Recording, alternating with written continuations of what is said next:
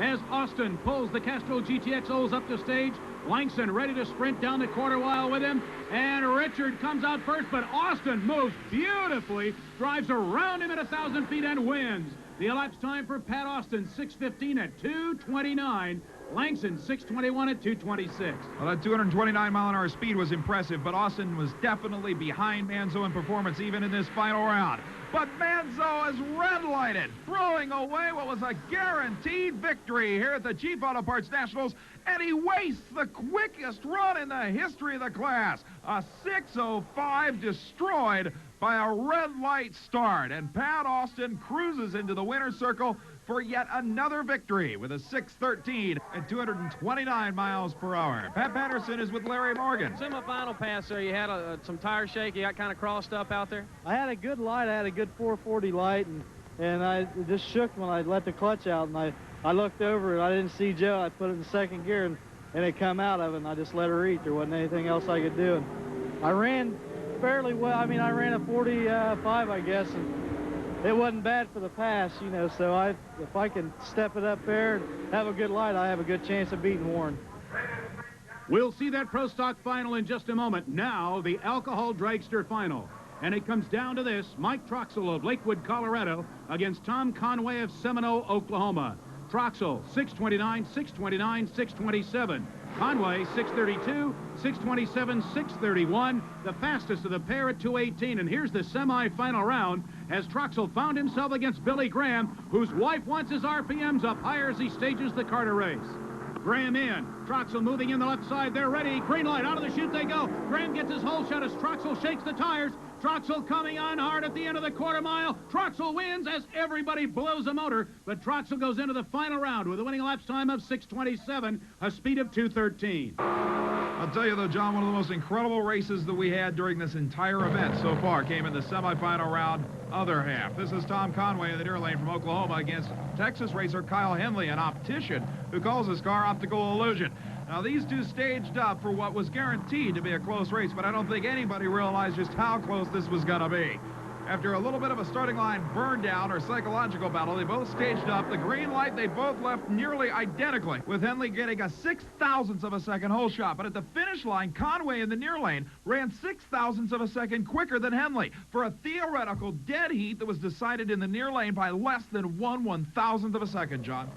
We're at the starting line for the final heat, final round. This is it for the Bucks. Troxel of Colorado against Conway of Oklahoma. 400ths of a second, with Troxel the quicker, Conway the faster. They're at the starting line with engines at about 4,500 RPM. As they move into stage, they're out of the gate, and Conway moves first. Troxel by him now, and the JP1 car starts to lengthen its lead and wins. Mike Troxel at 6:25, 2:18, the victor. Conway runner-up at 6:37, 2:15. What an incredible year Mike Troxel has had in both IHRA and Winston Racing, John. And I'll tell you, Tom Conway does pretty well here at the Texas Motorplex as well. But Troxel's Colorado team is thrilled with their win here at the Chief Auto Parts Nationals. He sold a company earlier this year to go drag racing, and I think the investment paid off. Now we look at the left rear wheel of Pro Stock finalist Larry Morgan as he prepares perhaps for the race of his career against Warren Johnson for the Bucks in the Pro Stock Championship here at the Chief Auto Parts Nationals. Johnson, #1 qualifier in the field at 7:32, is going to have to do that again, and that is to stay in the 7:30s as he faces Morgan, Bret. Well, there's no question, John, if Warren Johnson slows down even 200ths of a second, Larry Morgan is going to eat him alive. And if you go back through every single round of Pro Stock eliminations so far today, John, the best reaction time in every single round of eliminations came from Morgan. Well, Morgan's going to have to do it again. He mentioned a little bit earlier in an interview with Pat that he'd cut a 440. I mean, you're going to be deep in the fours if you're going to be out with Johnson and stick with that Oldsmobile on the high end. So it gets down to this, ladies and gentlemen. 5 figures up for grabs. Less than 8 seconds in which to do that job. And Larry Morgan and Warren Johnson, 2 of the killer players at the game, face off at the Motorplex. They're at the starting line, ready to move. Green light, out of the chute they go. Morgan gets his hole shot. Now the question is, can Johnson reel him in? Morgan out in front. Here comes WJ. Caught him at 7:38.7 and 188 miles per hour. Warren Johnson takes home the Bucks. Morgan runner-up at 7:41, 186.95. Now, it's funny, Kurt Johnson doesn't look overly thrilled with the 738, but if you watch the replay, John, 17 thousandths of a second hole shot for Morgan turned into an 8 thousandths of a second loss at the finish line. WJ winning by, as you can see, about a foot. WJ, another fabulous run, 738, 188. Good pass. Excellent pass for this time of day. We've been slowing down a little bit all day. I think the motor's getting a little bit tired, but thanks to the crew and all the work that they've done at the shop. You know, most people don't, you know, they thank the crew for at the track the work they do, but they don't go on to explain that just to fire this thing down the racetrack one time takes hours and days of preparation by the people at the shop and the crew at the track just to be able to do it every time, and my hat's off to them. On the left side of your screen, Bernie Federley and Ed the Ace McCulloch prepare their car for the Funny Car final round. It could be worth $100,000 to the Ace. We'll be back at the Motorplex following these messages. Stand by. The beautiful Texas Motorplex, and we're down to the Funny Car Eliminator Final as Ed the Ace McCulloch in the Miller High Life Oldsmobile faces off against Tom Hoover in the Showtime Pontiac Trans Am. And Ed the Ace McCulloch prepares his tires on the burnout as Hoover completes his same primary maneuver. Bret, what a matchup. There's no question that Tom Hoover is enjoying his best outing in years. That brand new Gene Snow engine and direct drive transmission have made him more competitive than he's been since he won an IHRA World Championship back in the mid-1970s. Tom Hoover is definitely back, and Pat had a chance to talk to him just before this run. Well, gentlemen, this man's got Showtime written all over the side of his car, and he's flat got himself in the Showtime situation with Ed the Ace McCulloch. You got to kind of feel good, though, because McCullough's up there looking for a $100,000 run and to try to win the race. This is, you know, one of the best performances your team has ever had. So even if it all stopped now, you got to feel real good about it, but I know you want to win this one. I tell you, that's right. We're very happy for our team, and the pressure's definitely got to be on Ed. It's an awful lot of money, and there's nothing more I'd like to do is just be the spoiler. And I feel hot and lucky today, and I think the car is going to really lay one down this last round. You said you clicked her off a little early that last pass, so it's got some more left to go. For sure, around 542, 239, I believe it was, and I know we can run a low 30, so if Ed's got it there, it's going to be a very good drag race in the final. Well, Hoover himself would love to take this win, John, but Ed the Ace McCulloch is looking for the biggest single payout in the history of drag racing on one run. And he's on the pace spread of 530, 536, and 532 performance. So far today, Hoover a pair of 536s with his just previously mentioned semifinal round 542. A tenth of a second separates these two cars, with McCulloch the faster of the two. Well, John, I'll tell you, if I had to bet, I almost would pull for the underdog because, like I pointed out earlier, and Tom really did himself a second ago, he hasn't driven it past the finish line under power yet. We're staged now for a $100,000 drag race. McCulloch takes his time to stage.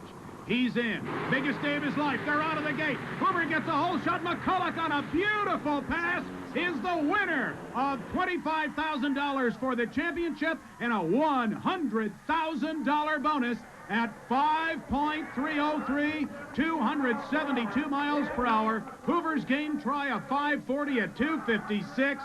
Ed the Ace McCulloch making money at the rate of $20,000 a second. Coasts off on the return road. Here's Pat with Ed the Ace McCulloch. Well, Ace, $125,000 is all yours. 530, 272. It's what you worked for all weekend. It was good enough to win the race. The one thing that I want to say, I won $1 million drag race a couple of years ago, and I promised, my brother's a minister in Salem, Oregon, and I promised him that I was going to pave their parking lot. They had a fundraiser going, and I said, I'll pave your parking lot. This time they're going to get their parking lot paved. Ace, that's fabulous. And we remember that. We remember you didn't get paid, and it's so good of you to do that with the money. What a weekend for you guys. Oh, it's a great weekend, you know. IHRA and Billy, I mean, you know, they've struggled all year long. The weather's beat them up and beat us up, and, you know, just one thing and another. We got rained out here, had to come back. We had a good crowd this weekend, good racing. We won the 100,000. Thanks, Billy. Fuzzy Carter beneath the innards of Eddie Hill's dragster. Will Hill also be a $100,000 winner? Stay tuned. We're going to find out in just a few moments when the Chief Auto Parts Nationals continues. Drag racing season, the Chief Auto Parts Nationals at the Motorplex gets down to this. The final round of Top Fuel Eliminator with Floridian Daryl Gwynn against Texan Eddie Hill for the Top Fuel Eliminator final, and Eddie Hill faces the prospect of a $100,000 bonus. You know, John, up until the semifinal round, I don't think I would have said that Daryl Gwynn really stood a chance against Eddie Hill's consistent low 5-second and 4.9-second runs down this racetrack. However, that 5:05 in the semifinal round, like I said, is the quickest he has gone since the 5:04 he ran at the Texas Nationals here back in the month of April. A good hole shot and that kind of run is enough to beat Eddie Hill at this racetrack. Well, Gwynn's 5:05 is coupled up with a 286-mile-per-hour top speed, so you better believe he's on a 4-second track. Hill ran a 4.99 in the semifinal round. Really, all he's got to do is repeat, but I think as we saw in the funny car final, as was pointed out, there's a lot of pressure on the guy who stands to pick up $100,000 if he repeats here. Especially Eddie Hill, who needs the money, literally. He's had his problems financially here at the end of the season. Despite the great year that he's had, this would be literally a godsend for the Super Shops Pennzoil team. They move into stage, Eddie Hill and Daryl Gwynn. More than a quarter century divides the two in age, with Hill, former boat racer, pioneer drag racer, the elder statesman. They're ready to drag race. Green, out of the chute they go. Gwynn moves, strikes the tires. Eddie Hill makes $100,000 as Hill singes the quarter mile. 498, 280.19 miles per hour. Ladies and gentlemen, Eddie Hill accumulated his bonus at the rate of $25,000 a second. Unbelievable pass, a starting line celebration that should go on all night long. On the replay, you can see Gwynn smoke the tires about 250 feet out, and that was it. Pat Patterson's with an elated Eddie Hill. $125,000 and a 498, 280 miles an hour. You broke the motor, but you broke the bank at the same time. Congratulations. Oh, good Lord, what a deal. $125,000 for a kid from a little dusty town in North Texas. What a deal. You've done all right for yourself today, and what a pass that one had to have been one of the... What was it again, 498? Yes. And 280. Oh, congratulations, Eddie. I can pay off my trailer.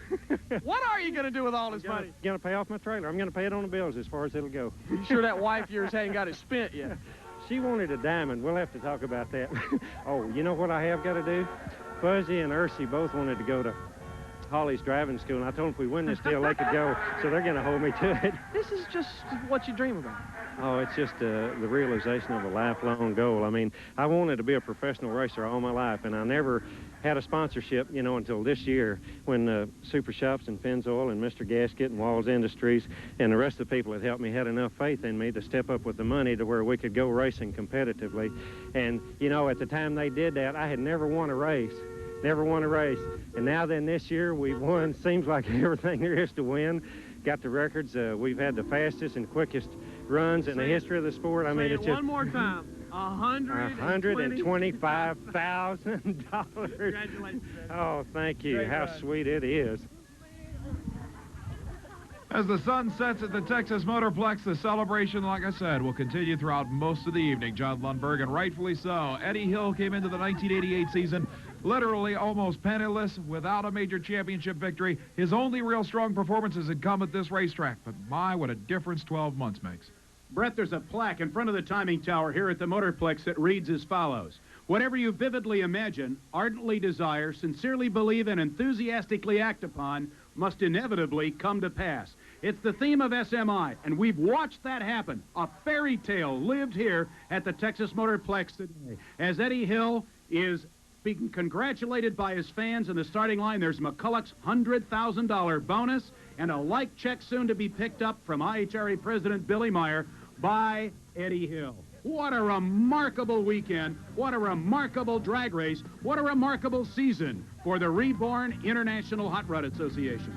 I think it's an indication, John, this race and the IHRA year of struggle to overcome adversity, and indeed, in all respects, that has been accomplished by the racers, by Billy Meyer, and literally by everyone who has helped bring the International Hot Rod Association to a close of a successful 1988 season. And John, I think you'll agree that 1989 looks even brighter. Bret Kepner, the 1989 season is going to be incredible.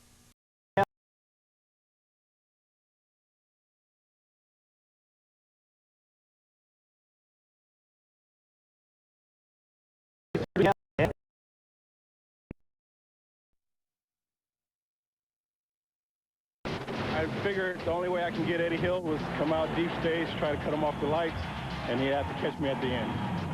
Kim LaHaye is going to be a big asset to this team, I think. Oh, yes, she is. I've seen improvements right away. I mean, she's a good person, and we love to have her. I hope she stays around with us. Marie's talking about Kim LaHaye, who for the first time in her life is crew chiefing for someone other than her father, Dick.